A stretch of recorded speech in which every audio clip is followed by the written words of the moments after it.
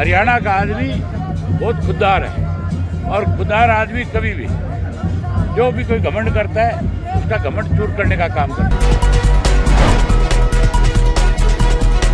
सियासी धरातल पर खुद को साबित करने के लिए सबसे बड़ा पैमाना होता है वो होता है जनता की शक्ति। यानी कि जनशक्ति जब किसी नेता के साथ जुड़ जाती है तो कहा यह जाता है कि अमुक नेता ने अपने आप को साबित कर दिया।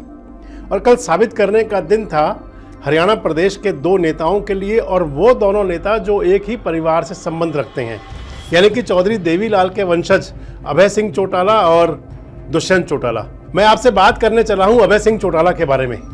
नमस्कार, मेरा नाम संजय मग्गू है और मौजूद हैं देश रोजाना के डिजिटल मीडिया प्लेटफॉर्म पर। 25 सितंबर यानी कि कल कैथल के अंदर चौधरी देवीलाल की जयंती पर इंडियन नेशनल लोकदल ने एक बड़ी रैली की। उस रैली के अंदर जनता के अगर जमावड़े को देखा जाए तो हाजिरी के लिहाज से वो रैली एक सफल रैली मानी जा सकती है। लेकिन कल मैंने आपको अपने एक वीडियो में कहा था कि मायूस तो हुए होंगे अभय चौटाला।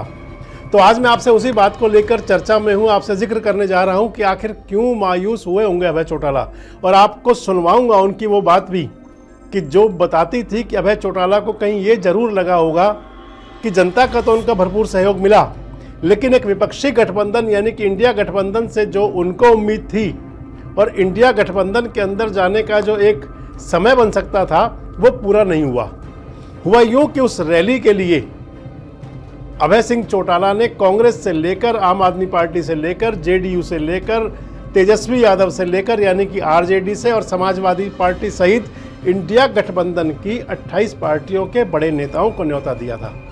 लेकिन उस रैली के अंदर जो नेता पहुंचे वो मात्र 3 या 4 पार्टियों के नेता पहुंचे। और उसके बाद में अभय सिंह चौटाला की जो पहली प्रतिक्रिया आई उसके अंदर अभय सिंह चौटाला ने ये कहा कि जनहित के लिए मैं कोई भी समझौता कर सकता हूं। अभय सिंह चौटाला ये भी कहते हैं कि अभय सिंह चौटाला अपनी बात का धनी है और जिस बात को वो कह दिया उसको वो पूरा करने की कोशिश करेगा। अभय सिंह चौटाला ने जो अपनी पहली प्रतिक्रिया दी उसके अंदर उन्होंने ये कहा कि हमने तो सबको बुलाया था और पूरे मान सम्मान के साथ बुलाया था, लेकिन कोई नहीं आया तो क्या करें। ये आने वाला कल जो है हरियाणा प्रदेश में इंडियन नेशनल लोकदल पार्टी का है, और जो लोग आज चौधरी देवीलाल के सम्मान दिवस में जितने भी लीडर आए उन्होंने भी एक साफ संदेश दे दिया कि कुछ लोग आज भी अपनी ईगो के साथ घूम रहे हैं, उन्हें सोचना होगा। हम हमेशा इस पक्ष के रहे हैं कि विपक्ष एकजुट हो, लेकिन उसमें कोई बाधाएं बनते हैं तो लोग उनको सबक सिखाएंगे।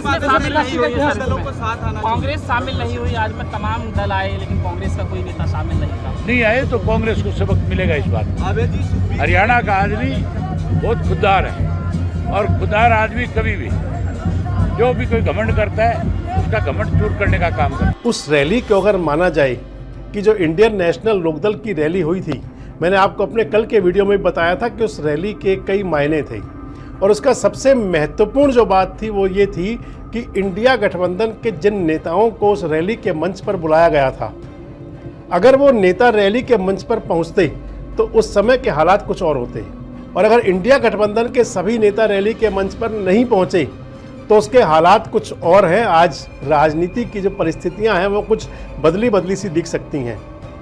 अगले वीडियो में आपसे मैं ये भी जानकारी दूंगा कि आखिर नीतीश कुमार उस रैली में क्यों नहीं आए होंगे।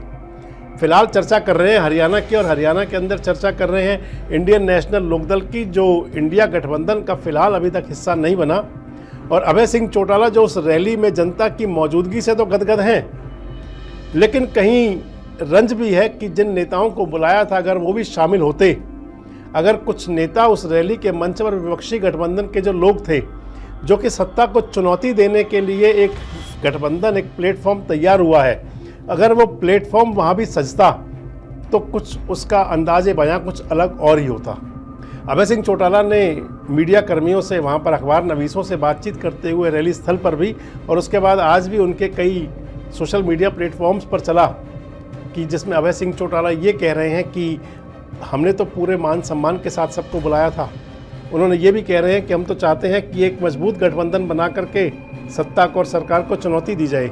और उन्होंने ये भी कहा कि कई लोगों का मान मर्दन टूट गया होगा, कई लोगों की मरोड़ निकल गई होंगी। वो अभय सिंह चौटाला की भाषा है, वो हमेशा ऐसे ही बोलते हैं और बड़े स्पष्ट कहने के लिए जाने भी जाते हैं। लेकिन जो मैंने आपको बताया कि एक तरफ जहां उसके अंदर जनता से मिले समर्थन की उनके अंदर उत्साह था, खुशी थी, जोश था, तो वहीं कुछ रंज भी था, कुछ कमी भी थी और कुछ झलक भी रहा था कि जो गठबंधन के और नेता नहीं पहुंचे, जो गठबंधन की पार्टियों के नेताओं को जिस शिद्दत से बुलाया गया था, उनका न आना कहीं ना कहीं खटका तो जनता को भी था, कहीं ना कहीं खटका तो इंडियन नेशनल लोकदल के नेताओं को भी था।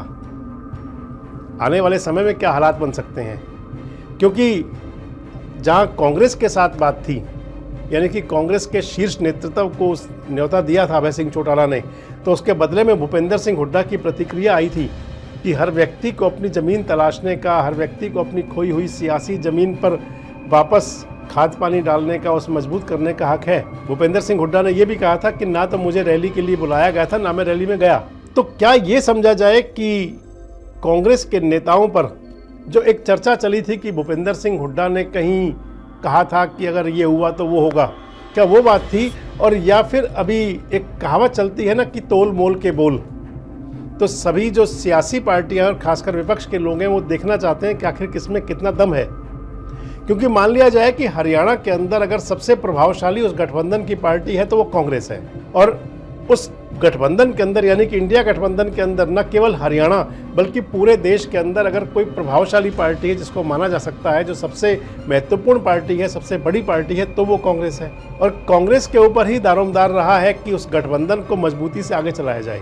अब हरियाणा के अंदर जिस गठबंधन के अंदर एक और दल को शामिल होने की बात चली थी, फिलहाल तो वो थम गया, लेकिन ये जरूर है कि वो कई सवाल जरूर छोड़ गया और उन सवालों के जवाब आने वाले दिनों में ढूंढेंगे। और सियासत हमेशा सवाल खड़े भी करती है और समय के साथ उनके जवाब भी देती है। आने वाला समय कैसा होगा, क्या एक बार फिर उस प्रकार की बात चलेंगी? क्या इंडिया गठबंधन के अंदर हरियाणा की प्रमुख विपक्षी पार्टियां इकट्ठा होंगी?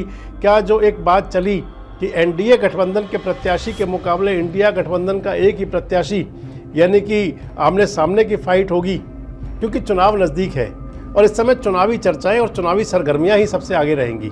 इन सब सरगर्मियों में आखिर हरियाणा की राजनीति कौन सा नया रंग लेगी, आखिर हरियाणा की राजनीति में नए कौन से क्लेवर आ सकते हैं? जिज्ञासा आपकी भी होगी, प्रयास हमारा भी होगा कि आपको तथ्यपरक घटनाओं से और तथ्यपरक समाचारों से आपको समय समय पर अवगत कराते रहें। बस जुड़े रहें हमारे साथ, देखते रहें देश रोजाना। हमारे साथ जुड़े रहने के लिए देखते रहिए देश रोजाना का यूट्यूब चैनल सब्सक्राइब कीजिए। साथ ही देश रोजाना की खबरें सबसे पहले देखने के लिए प्रेस कीजिए बेल आइकन।